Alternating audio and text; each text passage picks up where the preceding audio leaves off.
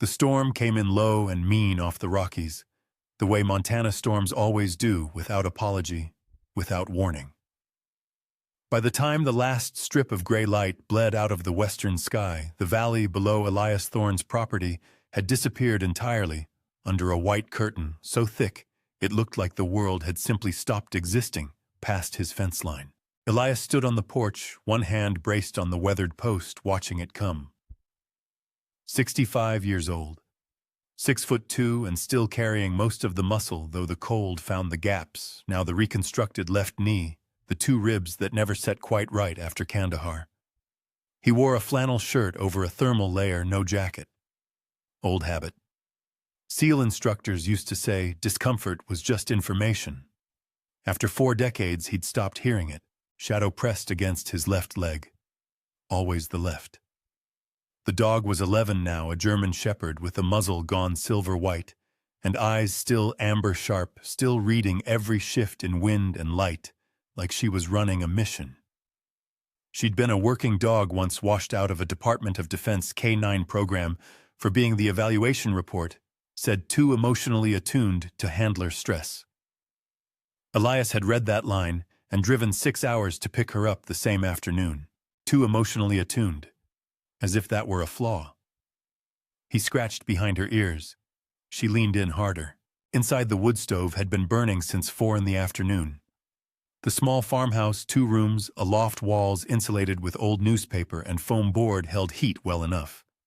Elias had built it himself 22 years ago, with lumber he'd milled and hardware he'd driven to Missoula for. He'd needed something to do with his hands in those first years out. Something to build instead of break. He ate at the same time every night. 7 o'clock. Tonight it was elk stew left over from Sunday, heated directly in the cast iron. He stood at the counter to eat, same as always, reading nothing, watching the window. Shadow sat 2 feet away, tracking each spoonful with solemn attention. "You're not getting any," he said. She didn't believe him. She was right not to. He slept badly. He always slept badly. The dreams didn't announce themselves, they never did. They arrived the same way the storm had, low, fast, without warning. Dry heat this time, not snow. The air thick with grit and diesel, and something else underneath that he would never be able to name but would always recognize. A street in Helmand Province, 2003. The narrow alley with the blue door. His team stacked against the wall, waiting on his signal. He raised his fist. He came awake at 0213, sitting upright, hand already on the nightstand, where the sidearm wasn't, because he'd made a rule 3 years ago about keeping it in the lockbox across the room. He'd made that rule for a specific reason on a specific night, and he never deviated from it. Shadow was at the bedside, nose level with his hand, doing her thing, that steady rhythmic pressure against his fingers. Grounding contact. The VA counselor had called it a therapeutic anchor. Elias called it the only reason he consistently made it to morning. "I'm here," he told her. Same words every time. She exhaled once, slow through her nose. "I know. I've got you." He didn't go back to sleep. He never did after the blue door. He pulled on his boots, his flannel, put another log in the stove, and sat in the wooden chair by the window, with a cup of black coffee, watching the snow pile up against the glass. By 4 in the morning, it was covering the lower porch steps.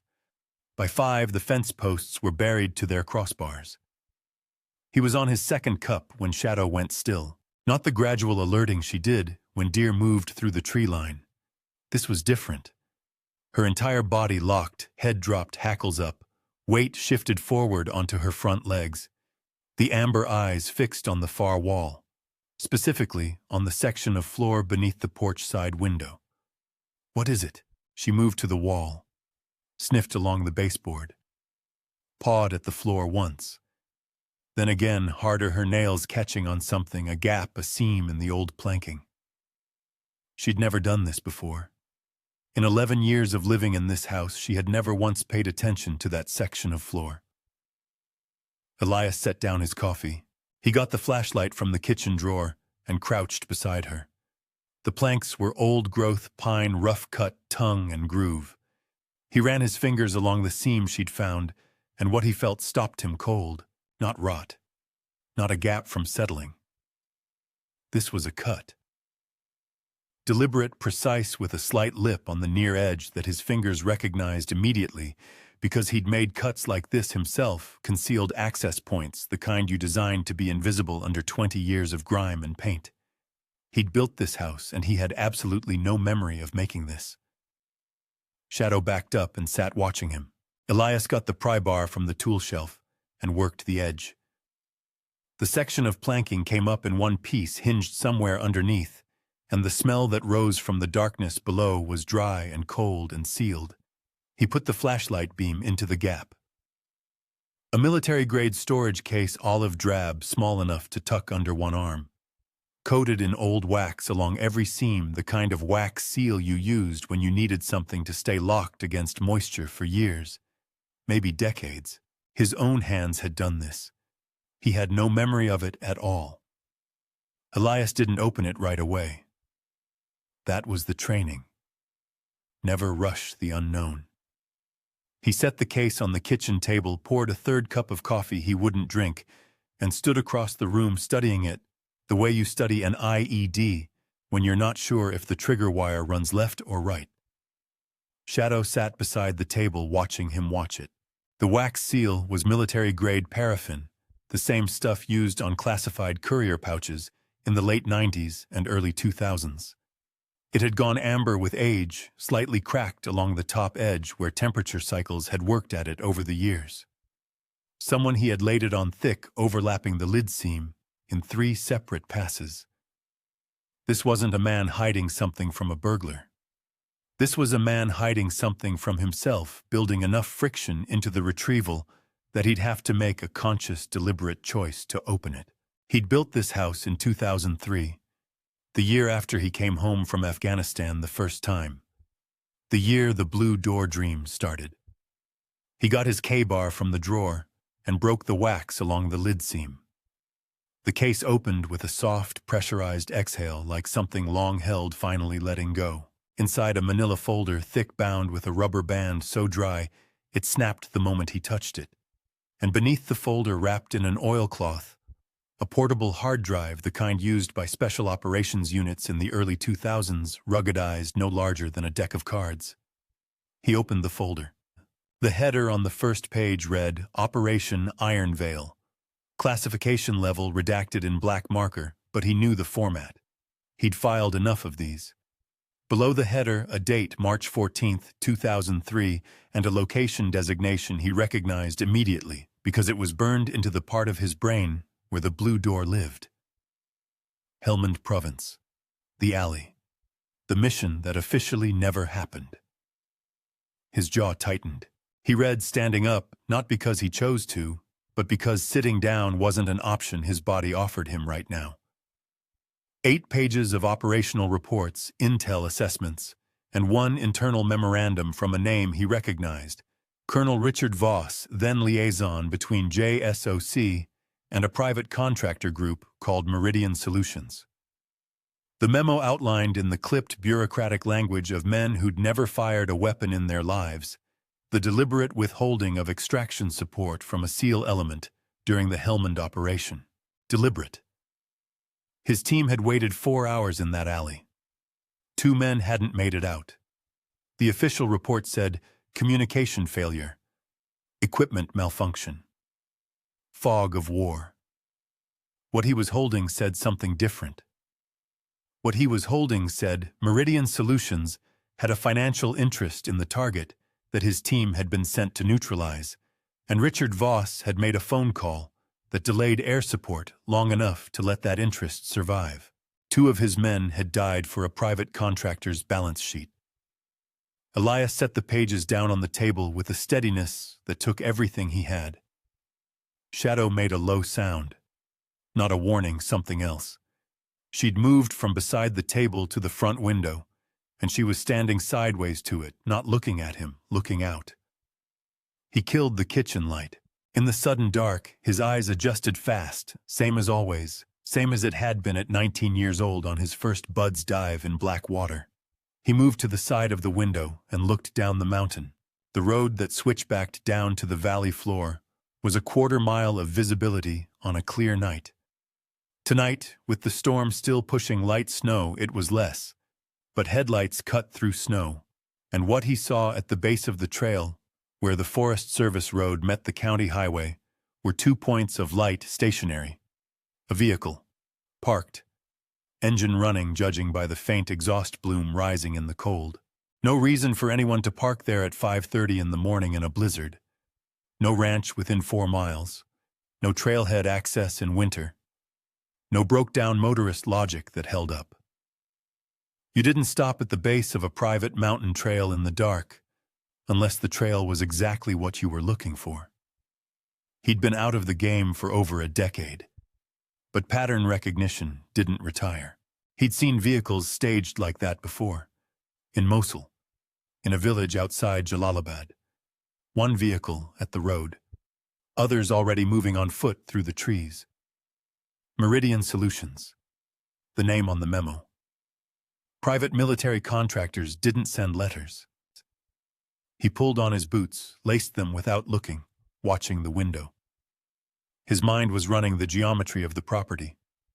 Tree lines, approach angles, sight lines from the ridge above the drainage ditch along the north fence that someone patient could use to come within 40 yards of the house unseen. He went to the lockbox, worked the combination. Shadow was still at the window, body rigid. A sound building low in her chest that wasn't quite a growl yet. It was the sound that came before the growl. The sound that meant she'd already decided and was only waiting on him. Then the sound sharpened into something real. Along the far tree line, barely visible through the snow and dark, a dozen small red points of light appeared on the cabin wall and began to move. Laser sights, plural, coordinated. They'd already closed the distance. He moved first. That was the only advantage he had. Elias grabbed the hard drive, shoved it inside his thermal shirt against his chest, and dropped flat below the window line in one motion. The laser dots swept across the far wall where his head had been a half-second ago. Professionals. They'd held their positions until they had a visual confirm, then swept simultaneously, a coordinated signal that meant someone with real training was running this team. He low-crawled to the back wall and pulled the emergency kit from beneath the floorboard, there the one he did remember building. Spare ammunition, a handheld radio, a tourniquet, a flare. He'd told himself for years it was paranoia. Turned out it was just math. Shadow, heel. She came to him instantly, belly low, reading his energy the way she always did. He could feel her trembling, not fear, he knew that now after 11 years. Controlled readiness, the same thing he felt in his own chest. The front door came in at 05:47. They used a Ram 2-man clean entry. The door didn't splinter so much as simply ceased to be an obstacle. 3 figures in tactical black came through in a stack, sweeping left-right weapon lights, cutting the dark. Elias was already not where they expected him to be. He'd moved to the corner behind the wood stove, the only angle in the room that put something solid between him and the entry point. He took the first one out of the fight, with a move that was older than any of their tactical training, fast, brutal, using the man's own momentum against him. The second one was faster. They grappled in the dark, and Elias felt it immediately, the thing he hated to feel, the half-second lag in his left arm, the knee that loaded wrong on a lateral step. Not much. Enough. The second man was 30 years younger and 20 pounds heavier, and the outcome wasn't what it would have been in 1998. Elias hit the floor hard, the wood stove edge catching his ribs on the way down. White light behind his eyes. The weight of the man on top of him pinning his weapon arm, and suddenly the room filled with the others, coming through the back entry he hadn't had time to cover. He was outnumbered 5-1 and running out of floor. Then Shadow moved. She came out of the dark corner like something launched, rather than running, all 80 pounds of her, directed at the man on top of Elias, her jaws finding the back of his shoulder with a crack that the man answered with a scream. She hung on. She did not let go. That was her particular genius. She had never once in her entire life let go when it mattered. It bought Elias 3 seconds. He used 2 of them to get upright, and 1 to take the next man out of the fight. But there were still 3 more. And 1 of them had repositioned to the doorway with a clear angle. A single shot. Shadow yelped a sound Elias had never heard from her in 11 years, high and short and terrible, and she went down into the snow that had drifted through the open door, her hindquarters folding under her. She tried to get up. She couldn't. The world narrowed to a single point. It was the specific silence that combat veterans don't talk about. Because there are no words the civilian world has built for it. The moment when the noise stops inside your skull and something underneath it surfaces. Not anger. Anger was too warm. This was cold, structural load-bearing. The part of Elias Thorne that the Navy had excavated and hardened and sent into dark places, the part he'd spent 12 years of Montana winters trying to bury under firewood and elk stew and a dog's steady warmth. It came up now like bedrock under topsoil. He didn't go to Shadow. He couldn't help her by dying over her. He ran the geometry. 5 men, initially 2, he'd taken down hard. 3 operational. 1 at the door with a long gun, 2 mobile inside. His weapon had skidded under the table when he'd hit the floor. The hard drive was still against his chest. The wood stove was burning hot behind him. He had the flare from the emergency kit still in his left coat pocket. His property was 40 acres of terrain he'd walked every morning for 22 years. He was still calculating when the man at the doorway stepped inside, weapon lowered, now confident in the arithmetic of the situation. He was compact ex-military carriage civilian clothes. He looked at Elias the way men look at things they've already decided the value of. "You're old, Thorne." The voice was flat, no accent, the voice of someone who'd grown up without a particular place. "Your dog is down. Makes this simple. Give us the drive." Elias looked at Shadow. She was breathing. Shallow, fast, her amber eyes still open, still finding his face across the room. Still there. He looked back at the man. "You're going to want to step outside," Elias said quietly. The man smiled. He thought he understood what that sentence was. He didn't.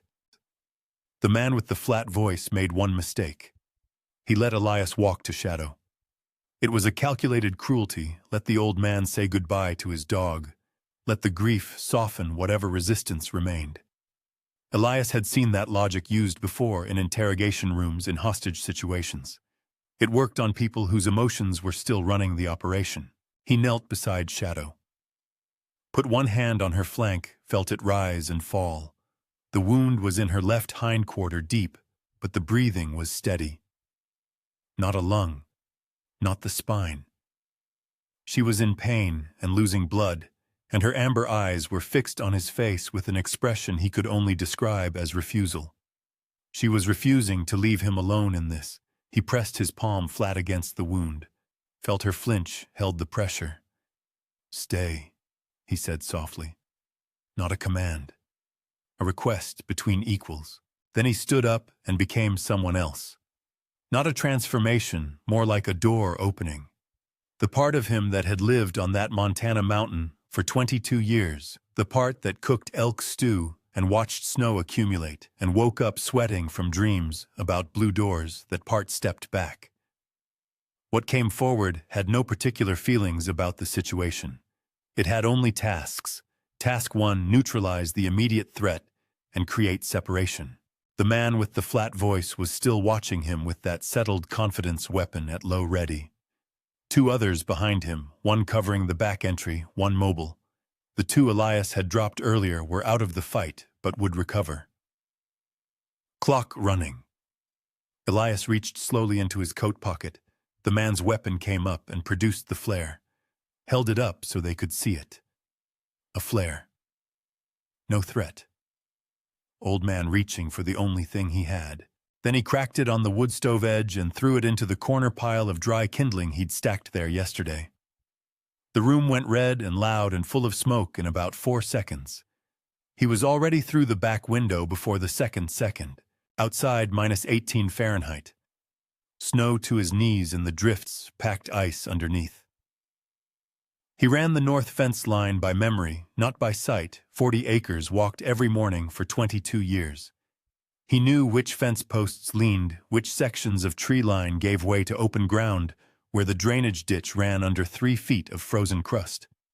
He also knew where he'd spent the last 2 decades leaving things.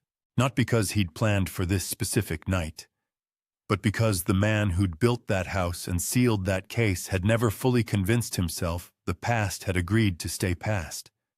He'd built hides the way other men built birdhouses reflexively, because the hands knew what they were doing, even when the mind pretended otherwise. The drainage ditch first.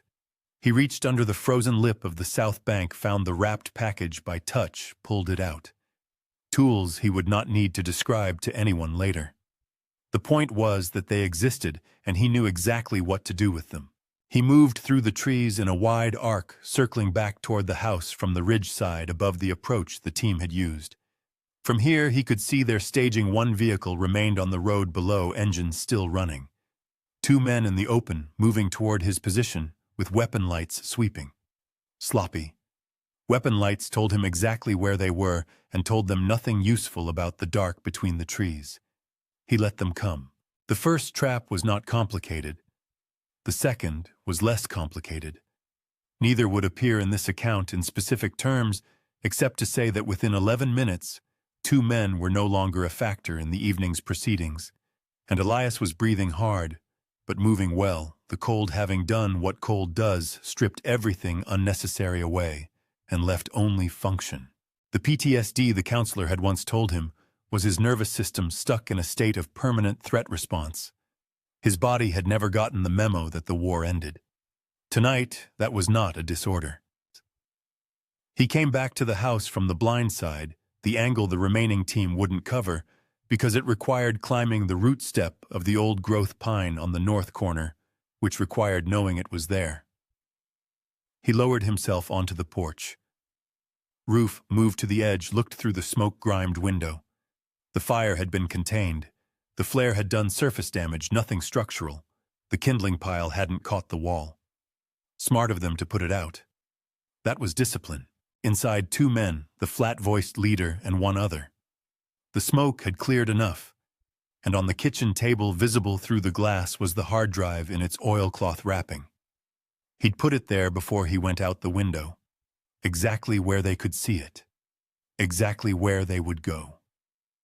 The leader moved toward the table, reached for the drive. He didn't look down.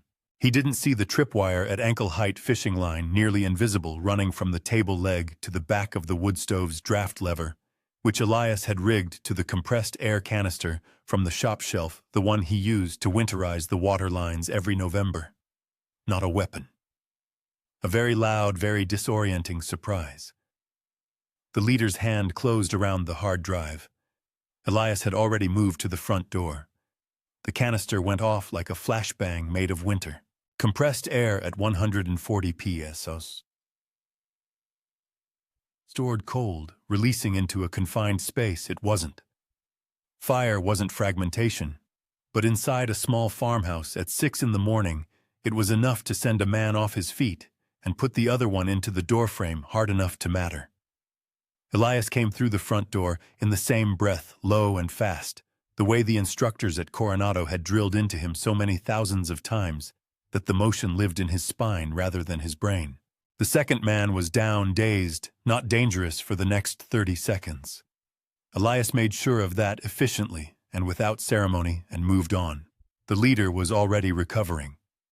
That told Elias something important. The man's vestibular system was good, his pain tolerance was high, and he'd been through enough threshold events that his body knew how to find the floor and get off it fast. Not a contractor hired off a roster. Someone with real history. He stood in the wreckage of the kitchen, the hard drive still in his right hand, and he looked at Elias across 6 feet of smoke-hazed air. And Elias recognized him. It took 2 full seconds, which was a long time.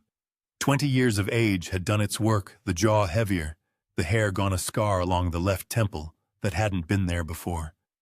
But the eyes were the same. the eyes of a man who had always believed the arithmetic of any situation entitled him to make the decision. Colonel Richard Voss. Except he wasn't a colonel anymore. The memo in the folder had listed a civilian address. Meridian Solutions, Executive Operations Director. 20 years. 2 dead men in a Helmand alley. And Voss had apparently decided that a sealed case buried under a Montana porch floor was worth another operation. "You read the file," Voss said. "Not a question." "I wrote half of it," Elias said. Something moved behind Voss's eyes. A recalculation. He still had the drive in his hand, and he was still running his math the way he always had, the way that had made him valuable to the people above him and lethal to the people below him. "You understand what's on this," Voss said. "You know what happens if it gets out. The names on those authorizations, these aren't middle management, Thorne. These are people who are still, I know who they are. Then you know this ends one of 2 ways." "It ends one way," Elias said. "Give me the drive." Voss moved fast for a man his age. Elias had expected that. What he hadn't fully accounted for was the backup piece ankle holster small frame, the kind of weapon a man carried when he wanted people to underestimate his options. Voss cleared it smoothly, and for a half second, the geometry of the room was genuinely unfavorable. Then, from the porch, a sound, low, effortful. The specific sound of an animal doing something its body was telling it not to do. Shadow came through the open front door on 3 legs, her left hindquarter wrapped in the pressure bandage Elias had applied. Before going out the window, he'd taken 40 seconds to do it. 40 seconds he'd calculated he could spend.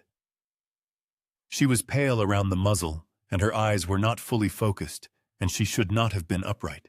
She crossed the threshold, found Voss by instinct, or by scent, or by whatever it was she used, that no evaluation report had ever adequately explained, and she bit down on his weapon hand with everything she had left.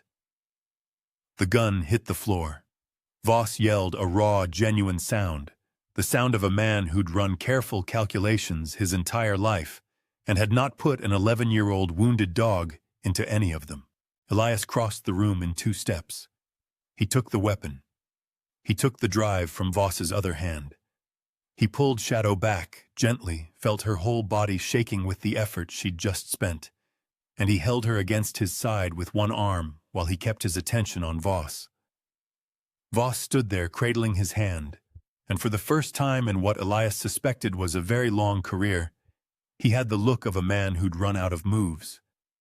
"Sit down," Elias said. Voss sat. Elias lowered himself to the floor, right there back against the wall, and Shadow crawled into his lap, all 80 pounds of her, which was absurd, which she had been doing since she was 14 months old and had never acknowledged was absurd. He got both arms around her, pressed his face against the top of her silver-white head.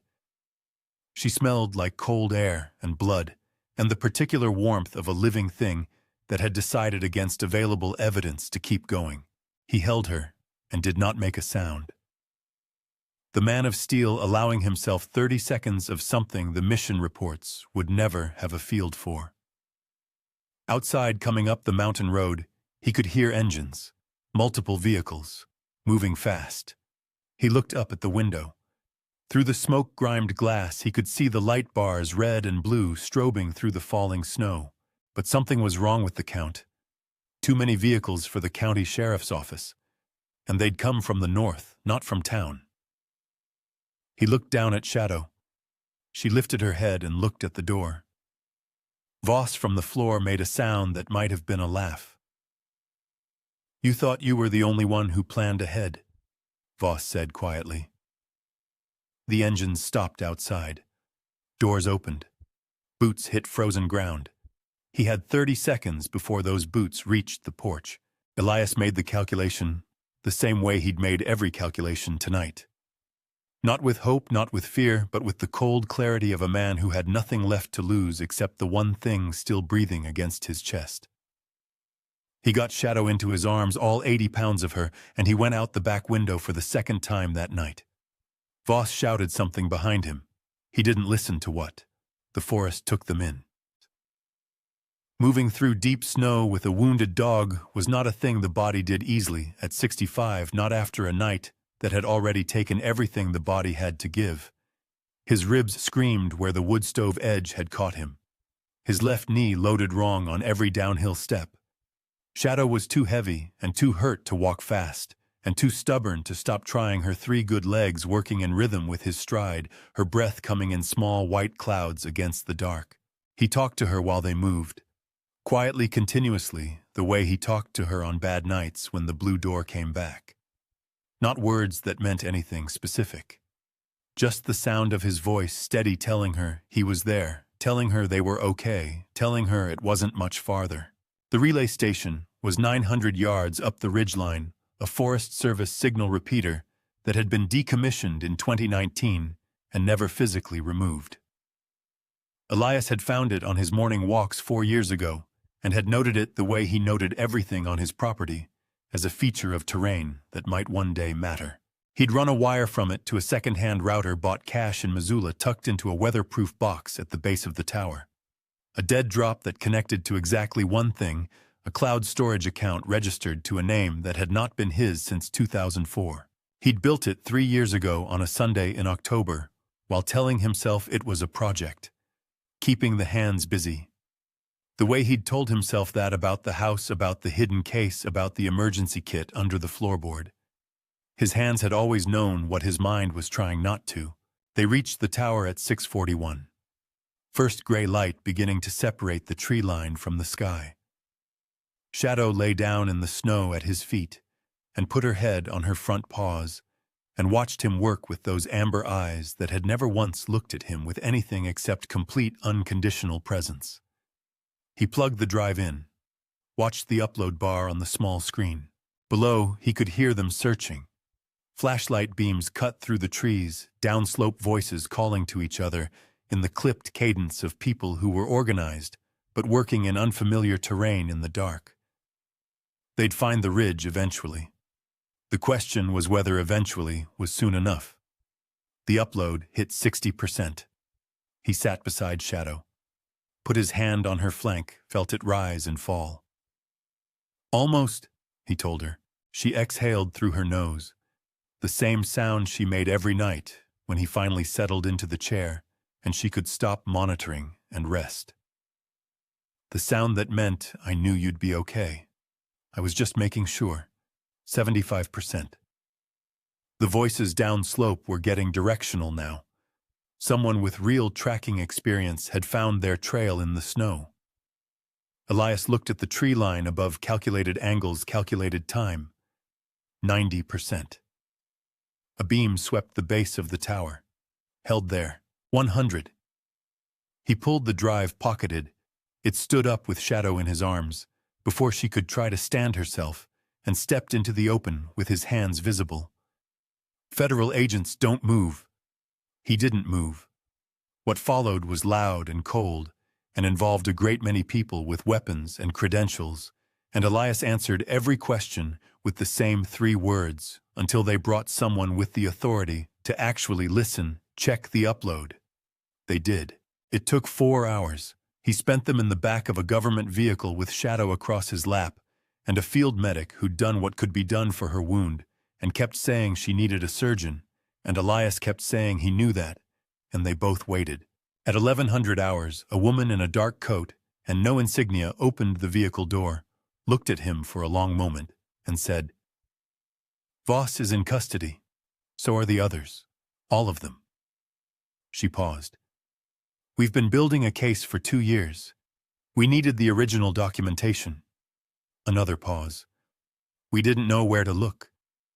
"It was under my porch," Elias said. She almost smiled. "We're going to need your full debrief." "After," he said. She looked at Shadow, nodded once. "After." The veterinary clinic in Whitefish was a 40-minute drive through country that looked in the morning light like it had no memory of the night before. Snow on the peaks, sun cutting hard through cold air, The kind of January morning that reminded you the world had no interest in your particular situation and would be beautiful regardless. Shadow came through surgery at 3 in the afternoon. Elias sat in a plastic chair in the recovery room and held her paw, her actual paw, gray-padded, worn smooth from 11 years of Montana ground, and said nothing. There was nothing to say that the grip didn't already cover. She opened her eyes, found his face. Her tail moved once against the table. Slow, certain enough. Outside, the sun was already lower, the shadows long and blue across the snow. Another Montana evening coming in. He'd need to find somewhere to sleep tonight. The house would need work. His ribs needed imaging. There were debriefs and statements and the long institutional machinery of accountability that would grind forward now, whether he participated or not. All of that was true, and also Shadow was breathing, and he was sitting next to her. And for the first time in 22 years, the thing he'd buried under the porch floor was out of the ground and in the light where it belonged, and there was nothing left in the dark that was waiting for him.